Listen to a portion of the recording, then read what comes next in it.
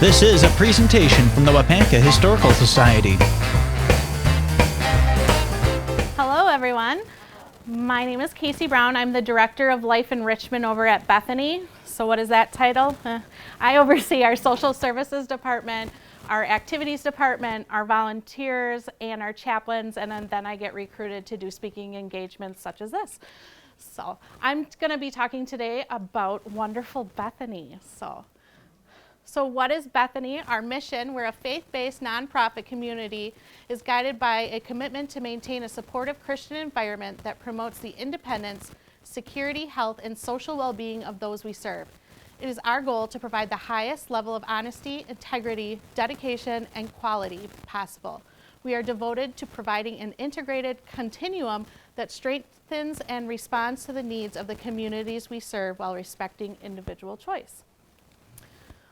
Our objective is to be the provider of choice for a full range of residential, nursing, outreach, and rehabilitation services in our community by providing a mission-driven, professional, compassionate, and competitive service that needs or exceeds our residents, families, and communities' expectations. So our values, this is what we encourage with our staff. So we make the difference through service, with S standing for steward, the responsibility managing our resources today to ensure a stronger tomorrow. Empower, helping others recognize their potential to make a positive impact. Respect, valuing diversity and honoring choice. Vision, embracing the future and developing creative solutions. Integrity, doing the right thing in a reliable way. Compassion, showing kindness, understanding, and a willingness to help others. And excellent, striving for quality we can be proud of. So what are we going to talk about today? Well, we're going to talk about the history of Bethany from 1897 to 2017. I have a 30-minute video that was done back in 2017 talking about the entire history. We're going to talk about the Bethany that you all know, our services, COVID-19, and celebrating 125 years. So I am going to start with this video. It was put together by Luke Anderson, one of our employees, along with Jerry Chappell, thank you, and Hannah Guthos. So I hope you enjoy it. It's a nice little video.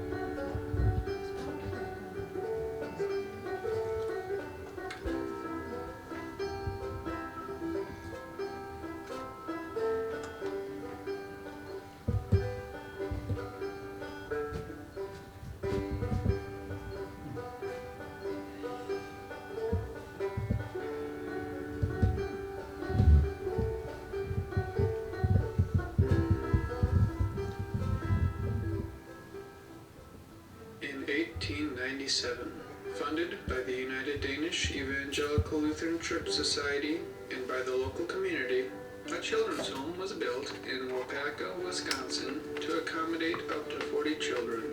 Widow Ann Peterson was hired as first matron and superintendent to manage a home for an initial 12 children, who soon grew into a group of 33 children. My name is Willard Clausen. I don't remember the first part of this story because it was before my birth. So I'll continue with Ken from there. It was part of the plan of the Danish Lutheran Church in America, headquartered in Blair, Nebraska, to start an orphan's home in Minnesota. This endeavor, for some reason, failed and was moved to Waupaca 2 years or so later. At this point is where Ann Peterson comes into the story. As I understand the story, she became the first matron of the home. To the average person, this would be one of no consequence, but to me, it was my grandfather sister that came to America in 1863, along with her husband, Christian Peterson, and other members of the family. Christian and Anne had 3 children. 2 of them died in their early years, leaving Victor a survivor for a normal life. As the question was asked, what was Victor like? I like to say that he was one of the kindest souls that I ever knew, and never had a word or a bad word of criticism of anyone. The home's mission was to provide a ministry for the physical and spiritual needs of the children. Anne's incredible 10-year management until 1908 was followed for about 40 years by a dozen superintendents. The Society's movement from orphanages to foster care placement led to a phasing out of Bethany's Children's Home in 1953.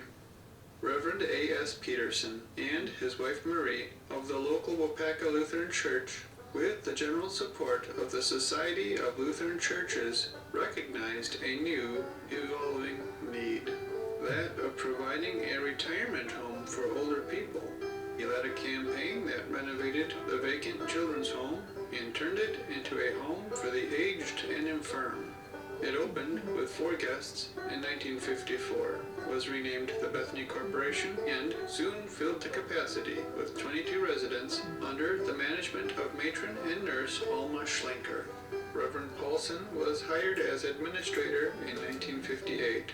The renovated home for the aged and infirm was comfortable for all who lived there, but the small increase in residency barely put a dent in the need for such services for the elderly in the community. During this time, Reverend Ray Paulson, matron Alma Schlenker, and the Bethany Board of Directors were busy calculating the costs of a state-of-the-art Bethany retirement nursing home.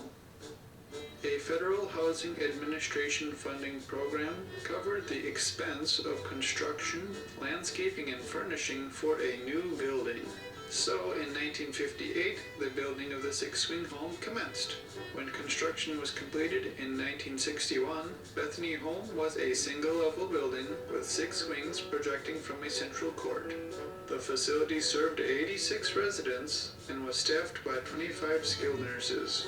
There was a lobby, kitchen, large dining room, laundry, small living rooms on each wing, and a warm chapel that created a comfortable Christian environment. My name is Hannah Gutho, and I have been here since September of 1986. Well, the nursing home was built in 1960, so that would put me at about age 5. And I remember her telling of how Bethany was the Cadillac of nursing homes. And when I started to think about how I would answer you today, I thought about how really this is the only nursing home in a wide area, because I'm from Iola and we didn't have a nursing home till 1965, I believe. So our churches were very involved way back, and this was really a neat, new, progressive thing for this whole area. So from Iola, which is 15 to 20 miles away, and we had so many congregations in the area as far as the valley reaching, to help out when this nursing home was built. So the Cadillac of nursing homes, you just don't forget that when you're, hearing that from your parents at age 5. So I never dreamed I'd work here. I just thought this is a neat place, and we had a lot of family and neighbors that came here. And what was really neat back in the day was a couple could come here and stay and live in a room together and have their own bathroom, and they didn't have to share with another, room. So it was well planned at the time, and it met the needs of the people that were here. So, and that Cadillac name stayed. And as I worked here too, I thought about, oh yeah, look at built-in handrails. I mean, it was fancy for the, a lot of tile work, that was really pretty neat when you think about it. So that was good, yeah. Throughout the 1960s, 70s, 80s, and 90s, Bethany Home continued to provide care to elders under the direction of Administrators Robert Larson from 1964 to 1976, Lyle Roberts from 1977 to 1984, and William Parker from 1985 to 2004. Excellent service and good quality of life were offered thanks to the contributions of Bethany's Resident Council, the dedicated support of Bethany Home Auxiliary, and the active direction of the Board of Directors, which represented 32 congregations. My name is Alan Anderson, and I worked in nursing homes for 34 years.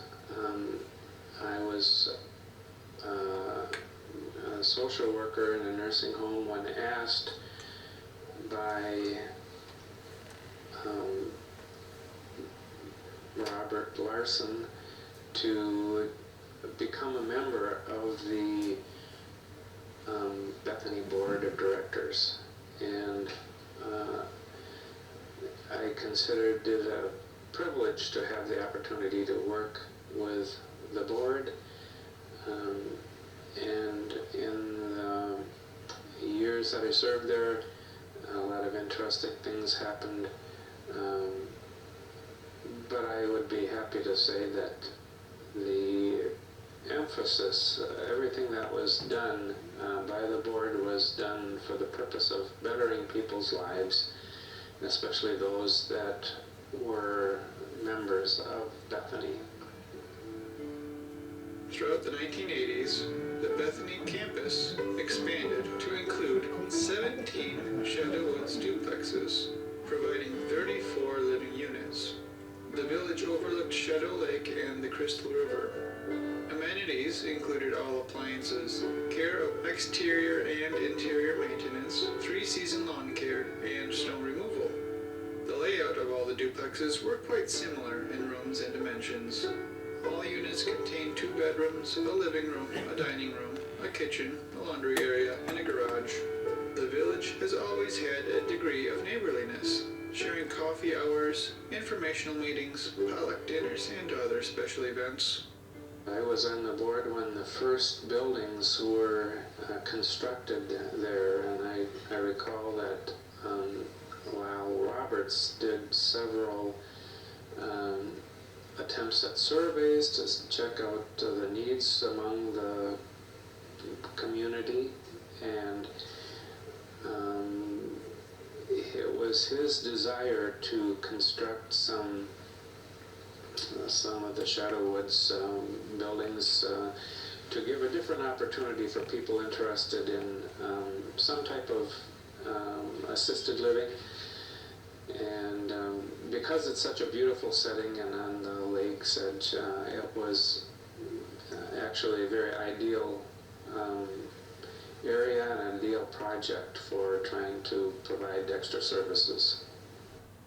In 1991 and 1992, the Board of Directors and the Administrator, William Parker, expanded and remodeled the Bethany 6-wing complex, transforming 26 older double rooms into private 1-resident rooms, and added J-wing to the facility. J-wing contained 16 double rooms and a nurse's station. The new basement housed equipment and records, and also served for years as Wapaka's food pantry. They also built the Pines 20-apartment assisted living extension.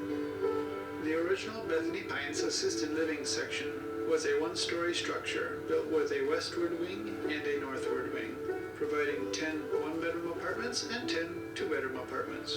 Both wings included a string of connected garages at the end. Also featured were some offices, a self-serve laundromat, and a great room that served as a dining and social room, laundry and housekeeping services, meals, and some assistance with bathing and dressing, and limited nursing service were made available for those who needed and desired them. That was the most interesting time when J-Wing was under construction. Not only did we have this crew on site, we found out that the old building had asbestos.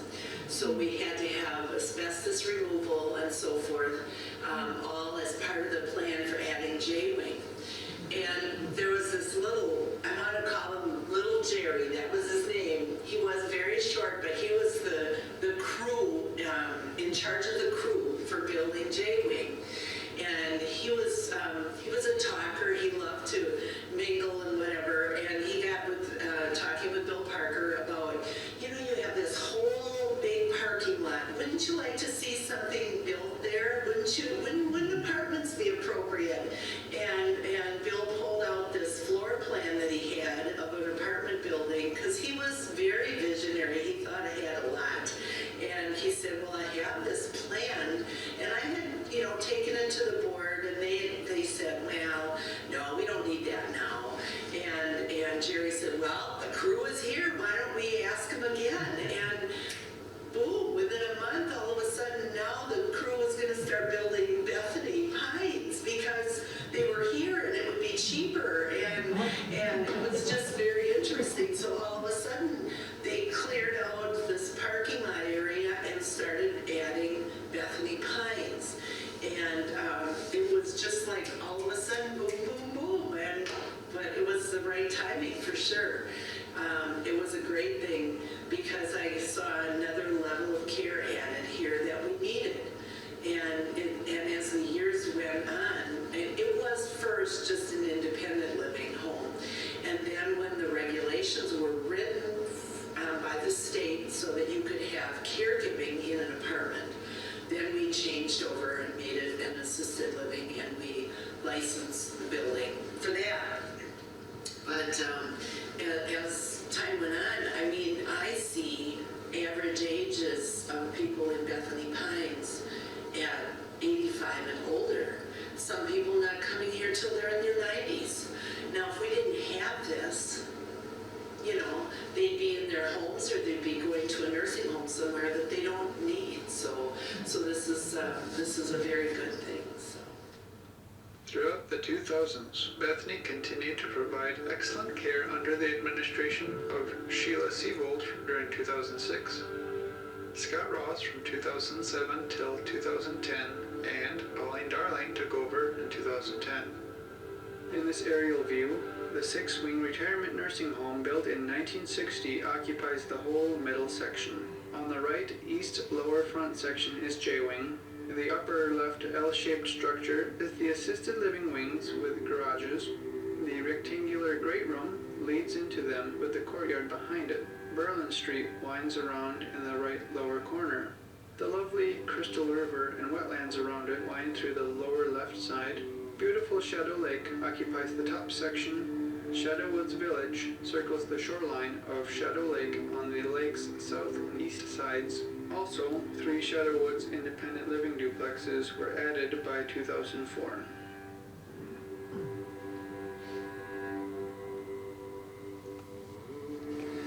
Hello, we are Chris and Jerry Chappell.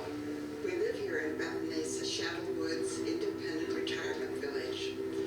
We're going to read a letter we wrote for the Waupaca County Post in January of 2010, entitled Bethany Home is a Local Asset. It tells a personal perspective of the experience my mother, Myrtle Cook, had while living in Bethany Home. In 2004, we moved my mother from a nursing facility in northeastern Ohio into Bethany Nursing Home's special care here in Waupaca.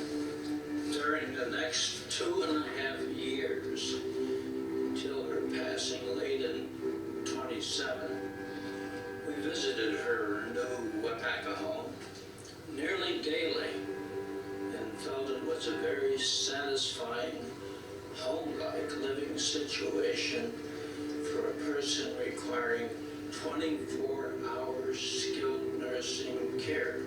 Through our daily visits, we got to know and appreciate the dedication of Mom's caregivers. She was under the care of her own doctor. Because Mom's stroke left her hemiplegic and in a wheelchair, she needed much assistance from her nursing aides for basic life activities, dressing, bathing, getting into and out of bed, etc. The aides were always organized, on time, and available. She liked them all, and she had many favorites. Her health thrived in the Bethany home setting. Able to feed herself with her good arm and hand, Myrtle ate her meals in the main dining room at a table with 3 table mates. For Fortunately, aside from a hearing loss, her communication was good. The meals, appreciated and satisfying, were custom tailored for her dietary status and swallowing and chewing capability. The activities and recreation team gave her life in Bethany Home greater meaning and enjoyment. They knew all residents well, orchestrated movies, birthday parties, holiday events, restaurant excursions, and music concerts each month. They also oversaw the daily coffee and cookie social hour. Attending church with Myrtle almost every Sunday in the Bethany Chapel, Chris and I became familiar with the 4 retired pastors who each presented a Sunday service and Bible study 1 week each month. From Myrtle's perspective and ours, their presence and messages were inspirational and well-tuned for the Bethany Home residents. Finally, the maintenance and cleaning staff did wonders to keep the facility functioning and clean.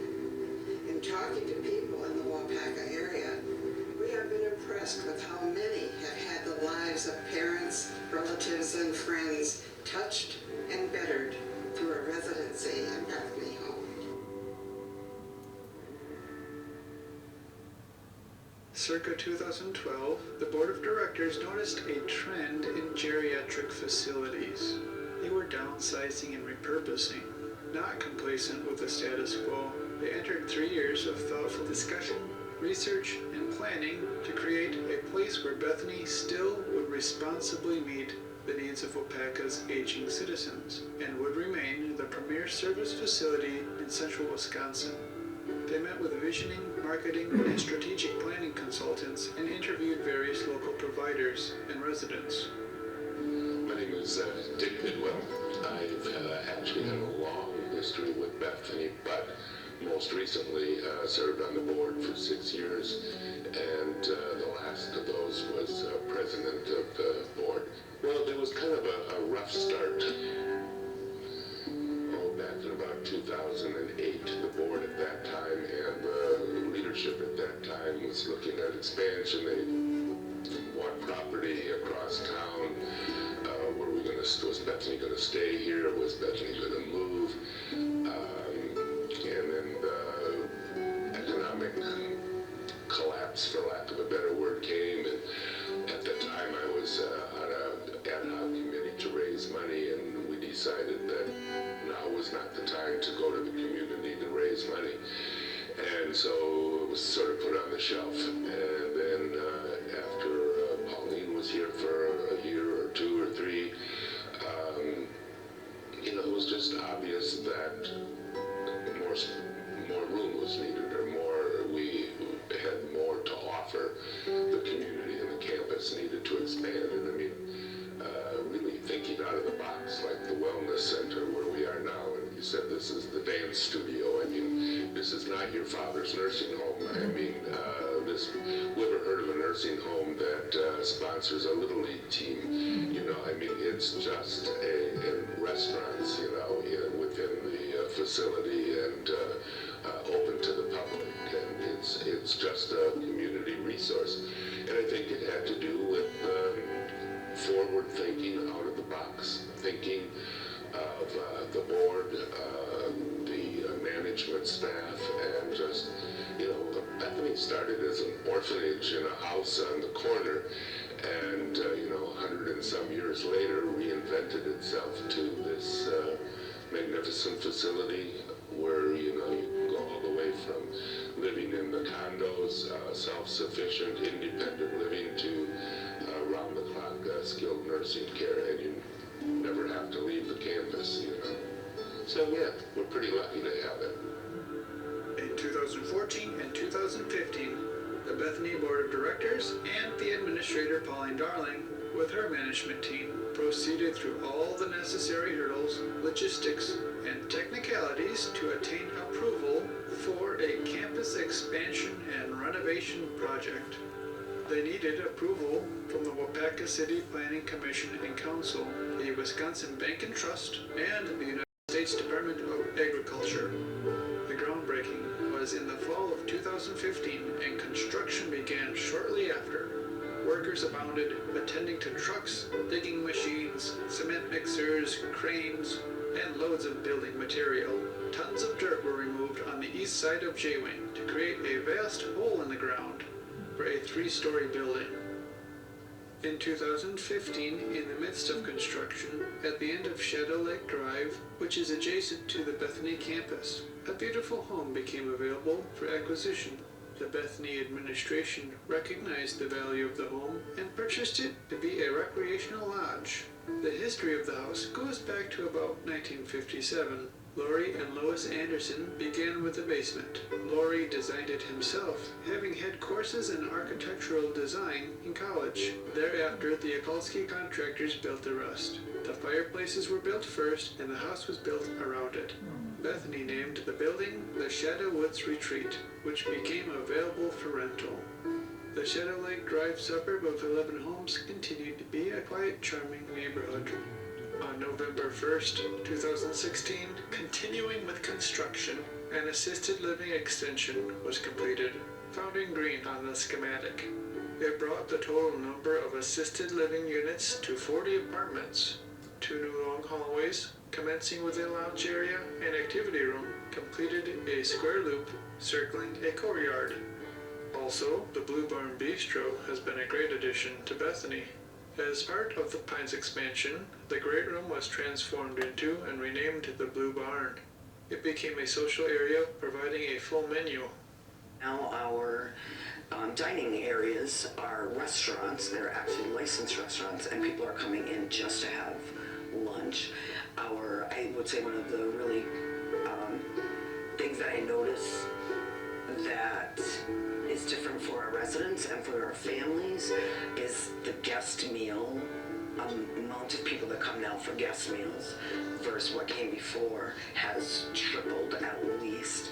There's not a single time that I don't go through the dining area and have family members sitting there.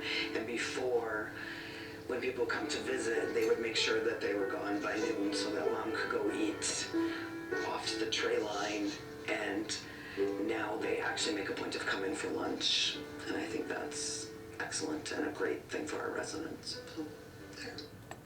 As the Pines was being expanded, a new wellness center was constructed to the left bottom green knob on the schematic. The wellness center was designed with specialized programming and fitness equipment specifically for seniors. Multiple space and rooms were included, even a demonstration kitchen. One of the most needed additions to the Bethany campus was the Community-Based Residential Facility, or CBRF, found in blue. The 1960 six-wing structure, which served as a nursing home for over 50 years, was going to be repurposed. It was to become a CBRF, to meet a level of care between assisted living and skilled nursing care. It provided a one-room apartment for the elderly with meals, laundry, housekeeping, social interaction, and minimal health monitoring. Part of the community-based care was a space devoted to the special attention needed for memory care and dementia. But the advancement of the CBRF had to wait till the new 3-story structure was complete, so that the services that the 1960 facility were providing could continue in the new building. Several portions of the old facility became deserted as residents and offices were moved to the 3-story structure. People from the rehabilitation unit went to the 3rd floor named Hickory Heights to continue in their rehab. Others went to the other 2 floors in the continued care of Bethany Spruce Ridge. Included in this move was the therapy department. The nursing home was built with therapy in mind. A 1961 Bethany home brochure listed Mrs. Alma Schlenker, then activities director, as planning to provide physiotherapy and occupational therapy. In the mid-1990s, the facility became Medicare approved and officially made a therapy department. In 2012, the Genesis Company started serving Bethany, continuing to provide physical, speech, and occupational therapy. These excellent therapists had the challenge of finding time in their guests' busy schedules of doctor visits, meals, and special events. They were always busy and had little room to work in. Most of the time, the busy little therapy room was like a beehive. During June of 2017, the department moved into a spacious new therapy room on the 3rd floor. The activity department also saw a change in this period of time. The history of Bethany's activities department has not been documented well enough in the past for its outstanding role. Over 55 years, the in-house activities director and staff, as well as many volunteers, have strived to spark joy in the hearts of the Bethany resident population. Many hearts have been lifted by birthday parties, sing-along concerts, social and coffee hours, to name a few things.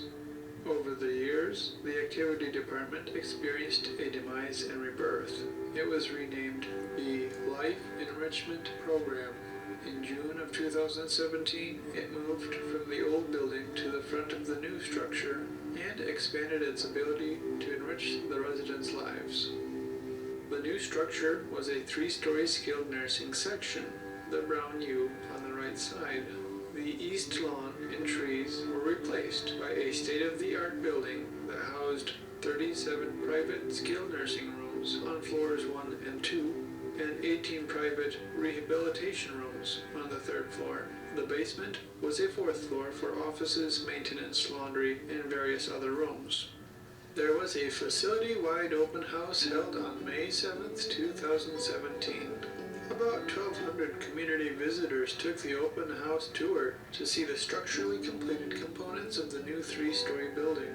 Residents began moving into the new 3-story building the next month. One of Bethany's last projects was the creation of Main Street.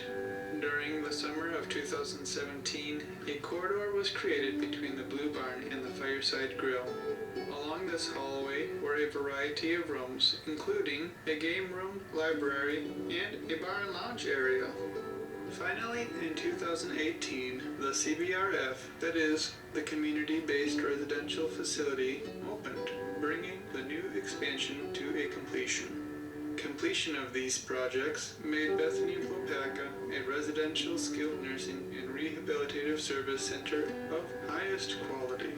With Medicare and Medicaid operative, Bethany's comprehensive list of services included independent living duplexes, community-based residential rooms with some assistance, a doubling of assisted living apartments with nursing care as needed, improved skilled nursing bedrooms with extensive care, advanced rehabilitative bedrooms with both skilled nursing and therapy care, a retreat center, a wellness center, and a new distinct dining experience.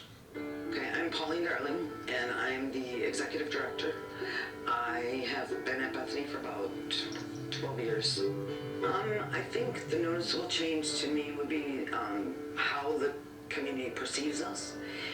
That before, I think it was, we actually did a market study on this and recognized that the community saw us really just as skilled nursing.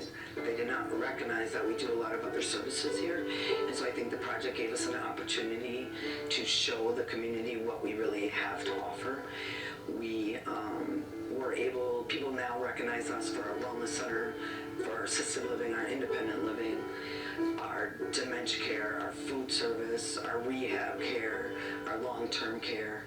So they pretty much can see that bigger picture that you really, people just really thought we were just a nursing home. And so I am told that all the time. I can't believe what kind of a campus you have over there. It's really cool. In the Epistle of James, it says that true religion is the caring for the orphan and the widow. The orphan and the widow.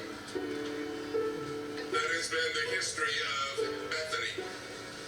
To care for the orphan and to care for all those who might be in need.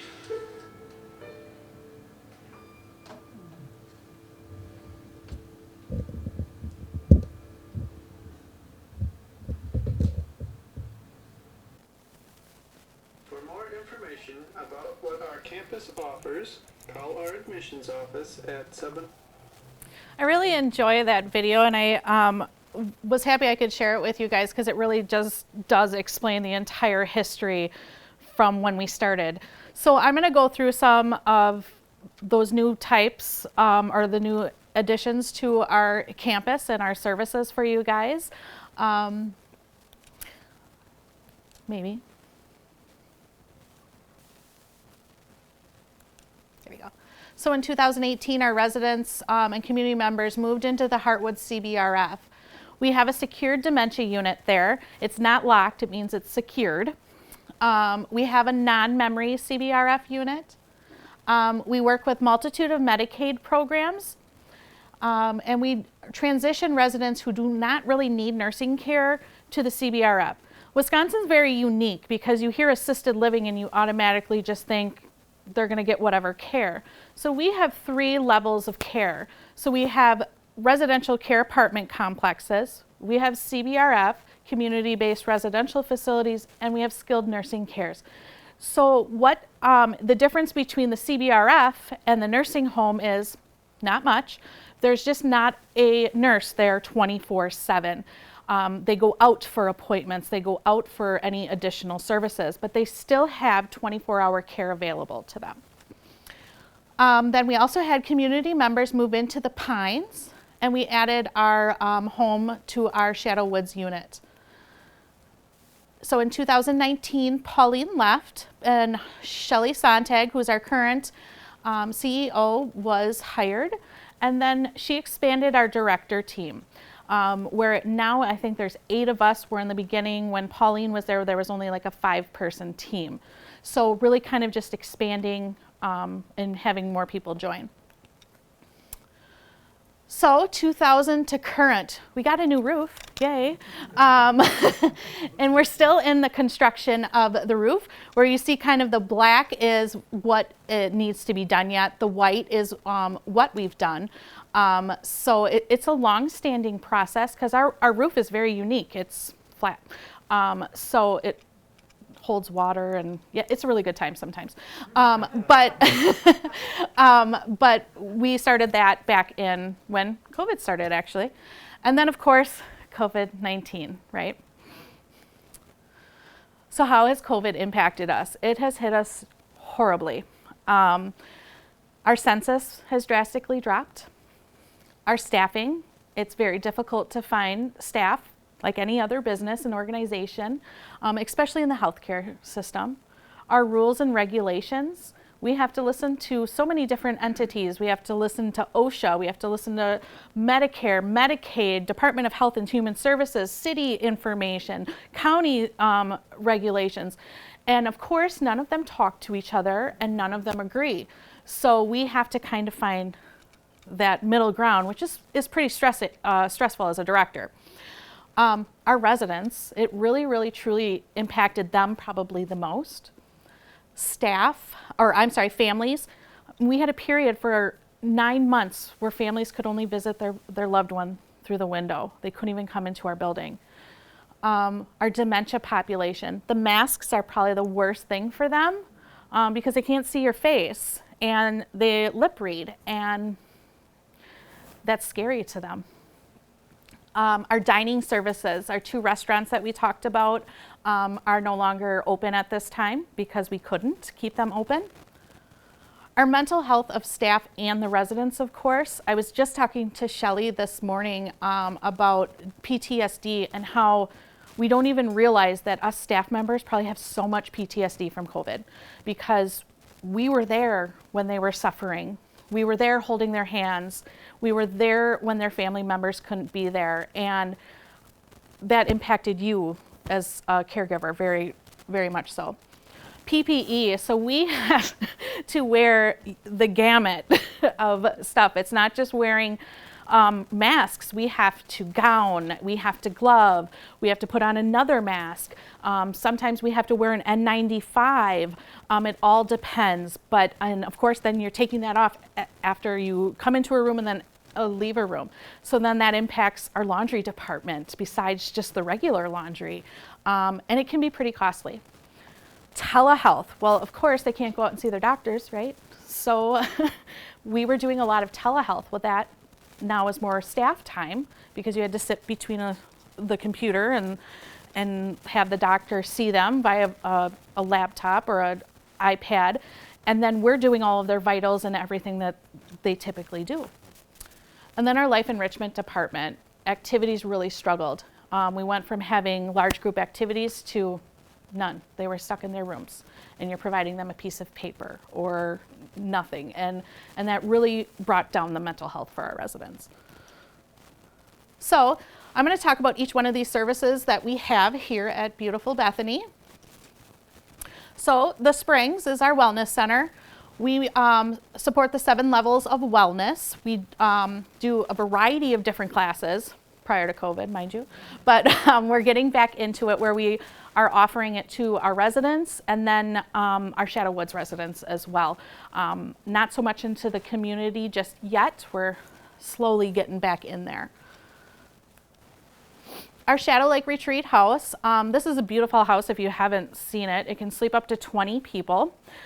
It is probably booked the entire summer, already probably to 2023, and even through the winter. So it truly is a wonderful little piece of property, and we do some staff retreats there and whatnot. The Crystal River Trail, this is fairly new to us. In 2013, they did a boardwalk across the entire Crystal River, lining it. Then in 2018, they did a gravel trail leading to the boardwalk, and it was paved. And in 2019, we added a fire pit because that's really important. It's beautiful, actually. So our future plans is in this spring, there's a prairie plat that's going to be installed.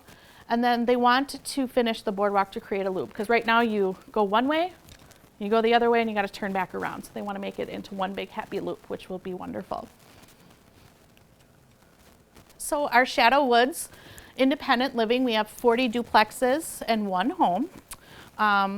And like Luke was saying, the amenities are wonderful. It's kind of like a little condo, I guess. You just live there and we kind of take care of the maintenance for you. Right, Bob? Yep. But it's wonderful, and they are part of our campus, and really enjoy having them. A lot of them are our volunteers, which is wonderful. The next is our Pines, the assisted living.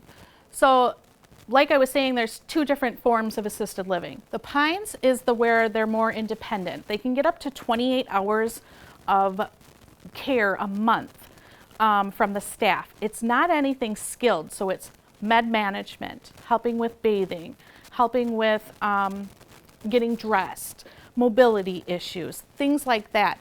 It's not for that 24 hours. They have a little button that they can press anywhere on campus and they know where they are. So it gives them kind of that freedom.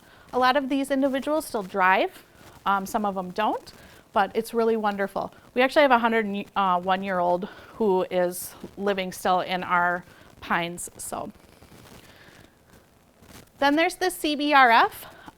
Like I said, we have a memory unit that's secured, and we really try to keep consistent staff down there because that's key with dementia. And then also we have a non-memory where those individuals, it's the same amount of care, it's just they don't need someone watching them a little bit more closely as they don't wander off as much. And then there's our rehabilitation at Bethany, our Hickory Heights. We do partner with Genesis Rehab, and we wouldn't be who we are without them. They are a huge support to our staff and to our residents.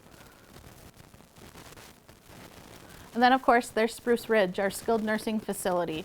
So we have a long-term care facility, or long-term care unit, and then we have our short-term, which is Hickory Heights. Our second floor is designated as our skilled nursing memory care unit. This unit is for the people who are end-term or end-stage dementia, needing a little bit more extra care, a little bit more extra TLC. We try to keep consistent staff up there and people who really know about dementia, because we really do get some behaviors or wandering, and you have to be educated to really know how to handle some of that. We have a beauty shop here on campus, which is wonderful for our residents so that they don't have to go out. She will go around to each one of the units, and then she also does hair in her beauty shop, which is just absolutely wonderful. I think it's great for our residents so that they're kind of on a consistent basis of getting their hair set and curled and permed.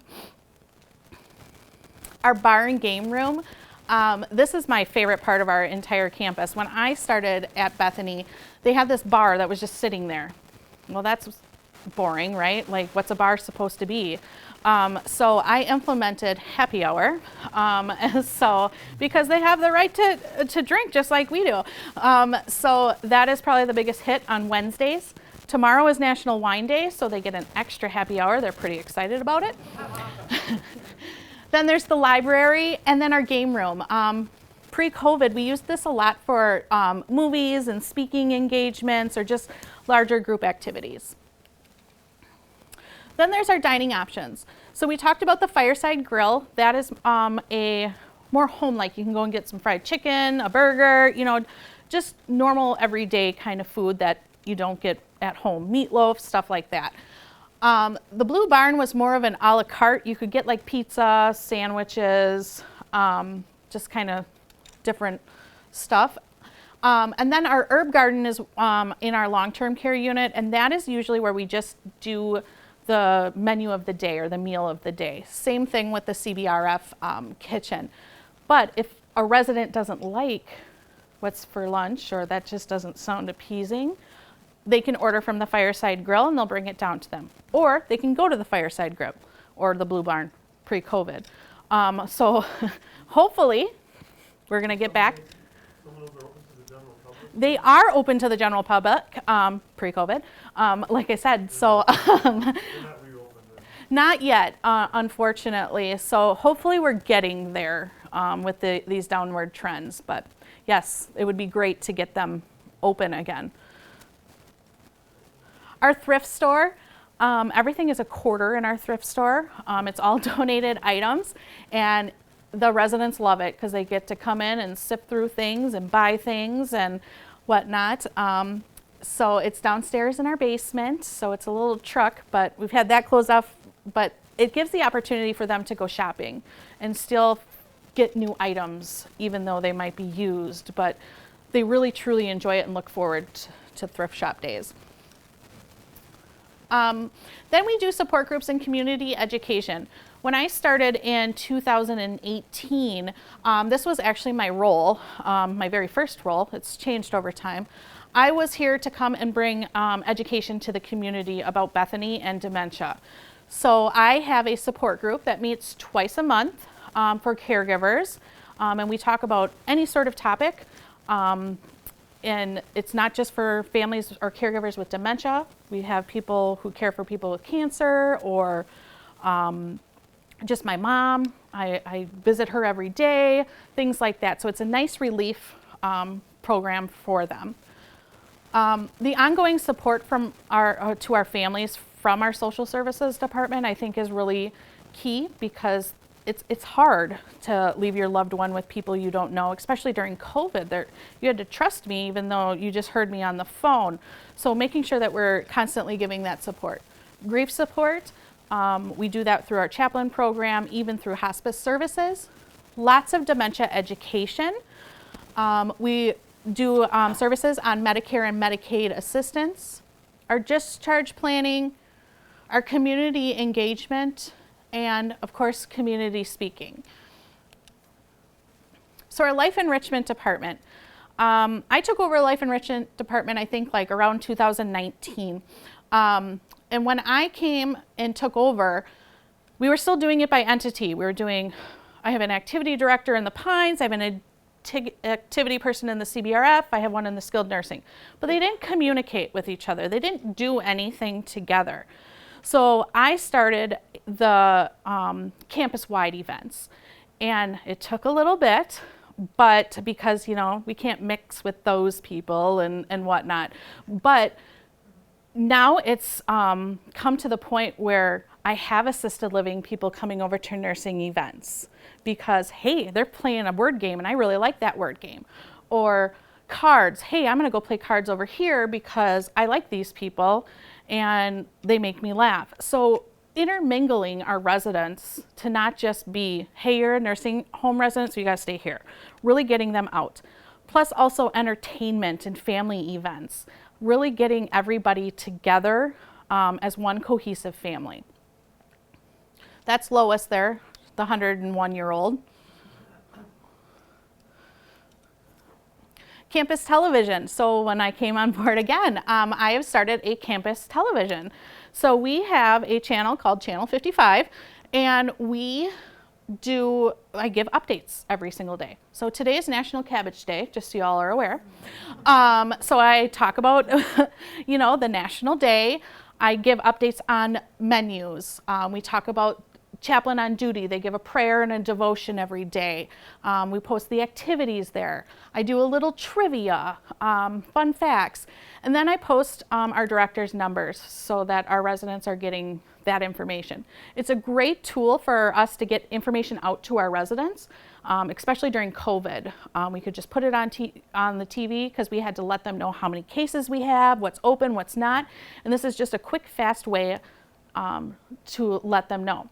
We are also waiting for our live stream to come in. Our live stream is going to give us the opportunity to record chapel. For example, if we are in isolation and people can't come out of their room, and they can still have chapel services on their television. Or for those individuals that don't like to come out of their room and just don't like people, they're still going to be able to participate in chapel. So we're really excited about that. Also with our campus television and our activities department, we put in our hearing loop last year into our herb garden and into the chapel. So the individuals that have hearing aids, it amplifies it for them. So they can hear us now, which is wonderful. Instead of saying, "What did you say?" It works out really great at bingo. They definitely hear the bingo numbers. So what makes Bethany unique? Well, first, our priority admissions. We really try hard. Once you get onto our campus, we really want you to stay there because now you're our family. So you have that opportunity to start in Shadow Woods, go to the Pines, go to the CBRF, go to the nursing home. Or you live in the Pines, you need rehab, you can come on over. We're gonna make sure that we're taking care of you because you're our family and we want that. So we really work on those priority admissions for our families. Our education to staff. I think this is really unique that we do this. Typically, like if a staff member is struggling with something or did something wrong, you hear them get written up, right? We really try to steer away from that. We do education because it's an opportunity to teach them something better and how to do their jobs better. I also am the grievance officer, so I always hear the complaints and everything. And everybody's like, "Oh, I'm so sorry, I have to complain about this." I don't see it that way. I see it as a concern because we're not meeting the expectations. So now I need to educate my staff. So we like to take that opportunity so that we're doing education with our staff, not just when they're in trouble, but ongoing situations that are going on and renewing licenses and things like that. Person-centered care plans. When I started as a CNA, long time ago, I was trained that you get them up at 5 a.m., you toilet them, you get them dressed, you put them back to bed. Then at 7, you're gonna get them up, they're gonna eat breakfast, you're gonna toilet them, you're gonna put them back to bed, then we're gonna wait for lunch. And the cycle goes on. We at Bethany don't live by that. It's all about the person. So if you wanna sleep until 10 o'clock, we're gonna let you sleep until 10 o'clock. If you don't want to get woken up to take your meds, we're going to wait until you wake up to take your medications. It's really around your schedule. Especially, we have had like a couple of truck drivers. Well, they drive at night, right? They don't typically drive during the day. Well, they're up all night. We're going to let them stay up all night. And during the day, we're going to try our hardest to let them sleep. So it's all really truly about the individual and how they want to be cared. And then living our culture, we're going to talk a little bit more about that, but really truly what Bethany is and what we strive for, making sure we're living our mission and our values. And then of course our staff. We have some amazing staff. We have some dedicated staff. Hannah is still there. She keeps threatening retirement on me. I told her that's fine, but she can volunteer 40 hours per week, Monday through Friday. But Hannah's a huge asset. I mean, she's been there for 37 years. We've got a dietary person who's been there 30 some years. Many of our nurses and our CNAs have been there 10 plus years. And it's really wonderful to see that, because it shows that how great of a company, an organization that Bethany is. And when you ask any of them, why do you stay here? Their first response is, it's the residents. Because truly, it's about them. They're our family. And of course, our pastors and our pastoral care and memorials. We have 5 current pastors. We have Chuck Tews, Gary Froseth, Mary Bope, Ray Clausen, and Walter Steinbach. So they come in, they do a 5-week rotation. They come in and they do one-to-ones with residents. They do Bible study. They organize Sunday chapel, and they do family outreach and whatever else. They're really intricate to the organization of Bethany. They are what keeps us a nonprofit organization. And then, of course, our memorials. Every year we do a memorial where we celebrate the lives of those who left us, and we invite their families in, and we honor them because they are our family as well while they're there, and when they pass, it's sad for all of us. We also do any other types of memorials. We just had a resident that passed away, and she had her celebration of life at our facility, so it gave us the opportunity to say goodbye to her just as well. We also have on-site physician and health services. So we partner with Theta Care's Senior Care Services. Dr. Ellen Wenberg is our medical director and our primary physician, and then Sarah Truesdale is our nurse practitioner. One of them is always there Monday through Friday. Sometimes we're lucky and we get both of them. And they oversee the care in the CBRF and the nursing home. We're so fortunate for them because they're truly amazing. We're very blessed because we can go right to them and say, hey, this is what's going on, and it gets addressed immediately, which is wonderful. So we're really happy to have them. We also partner with another company that comes in and does podiatry care, dental hygiene, and vision and audiology. So truly our nursing home residents don't have to go out for services unless it's a special need. So living our culture, really it's truly about our residents and really engaging them in what they want to do. We like to honor them through our veteran services. We really try to involve the youth in the schools.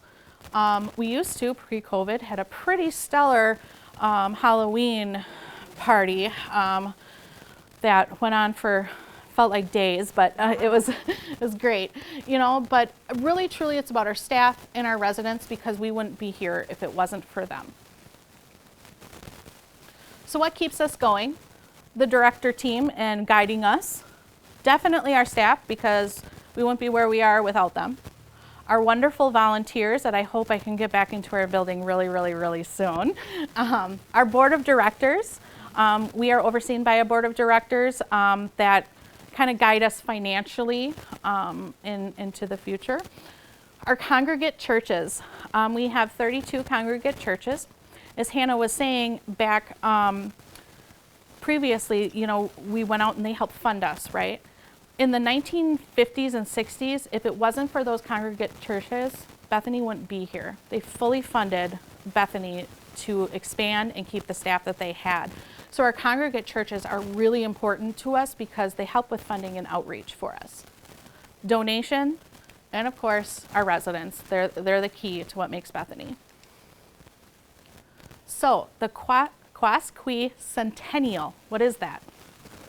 I said it right. It is 125 years. So how are we celebrating? Well, we're going to go out to the churches because right there, we're a nonprofit and we're funded by the churches and we lead a faith-based community. So we're going to go out, meet with them, recognize our congregate churches and thank them.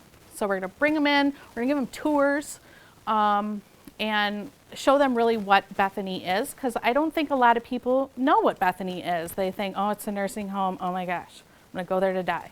That's not the case. We really truly want you to get back to your home. We're going to do some fundraising, and we're going to do lots of community events. I'm excited for that, to get out and preach and talk about Bethany. We're definitely going to try and do staff recruitment and retention so we can get our census back up there and help the community out, and especially the hospitals, a little bit more. Recognition of our donors and aesthetics. We're still kind of stuck in the 1960s. So we really need to do some updating on our campus. So really looking at our chapel and our front entryway, painting, just updating things around our campus that we truly need to make it the 21st century. And then in July of 2023, we're going to have a huge block party to celebrate Bethany. So Bethany's future, how do we strive? What do we need? Well, we still do paper charting. So we need more computers and technology and get up to par with that, but that costs money, so it's a little difficult for us. Electronic records. Looking at staff retention and recruitment, we really want to expand our independent living. Our Shadow Woods, the 41 duplexes and home that we have, there's a waiting list a mile long. So we really see that need and that people really want to be a part of the Bethany family. We want to do more community engagements. Like I said, our chapel and lobby update. Cross-training our staff. That's really, really important because as staff, we should be able to not just be in the role as a social worker, I should be able to still help out and caregive when someone needs to go to the bathroom. So taking our staff's strengths and teaching them how to move forward. Infection control. With COVID-19, our eyes were completely open because it's more. It's so much paperwork. It's so much extra documentation to the state and whatnot. And then, of course, updating our kitchen. Our kitchen has not expanded, but Bethany has. So, you know, we really need to update our kitchen and kind of get with the times, too. So, and we also want to be here for the next 125 years for our community and providing the best care always. Well, thank you guys so much.